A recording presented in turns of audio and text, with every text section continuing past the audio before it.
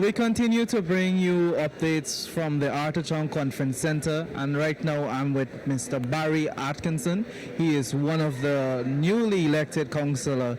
So, Mr. Barry, tell me, how do you feel now that you're actually the new councillor for the Kumaka area? First of all, I must say good day to all who listening, family members from the various communities of Santos Village. Yes.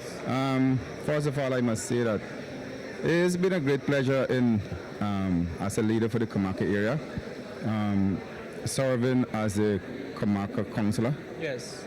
In the past, like I said, I have seen that a lot of monies has been pouring into areas, and I'm not degrading or anything other persons who are in positions like as councillors or so before, but I think that there's a time now that and a lot of opportunities that we could do so much more with these amounts of monies that are being poured into projects in different departments within the different ministries. Yes. It's like I say, it's a pleasure to be here and to be within the council to serve and see more development in every aspect. And as we're talking, about development over the past 4 years, tell me some of the things that you would have seen, being a part of your community development. Like I said, before the LCDS projects, they were more likely, there were more presidential grants and grants from different entities, so they weren't much like big and dramatic changes. Yes. But there were some sort of changes in terms of development in different aspects.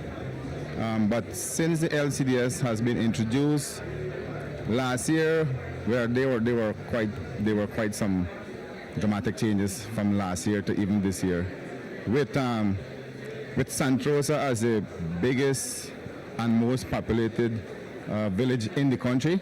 Yes. I think in various, we have 13 satellites.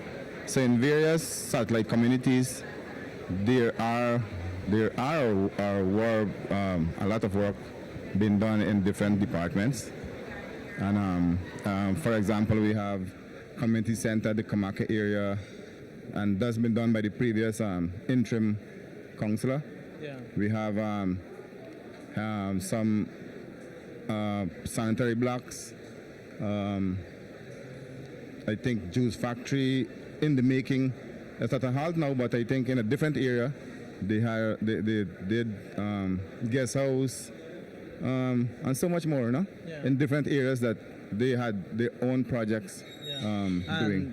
We're speaking about development again, and I know that the villagers will be receiving at about $1 million in relation to development for sports.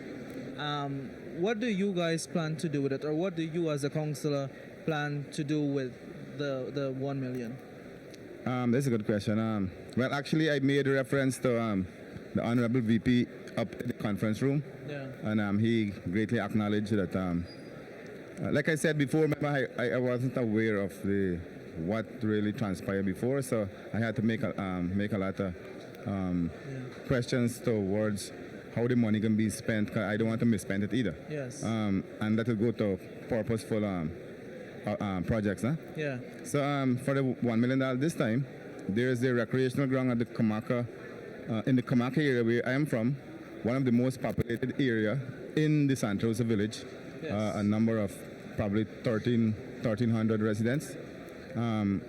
So we plan to, at present, the ground is like not very in a good condition for playing and recreating.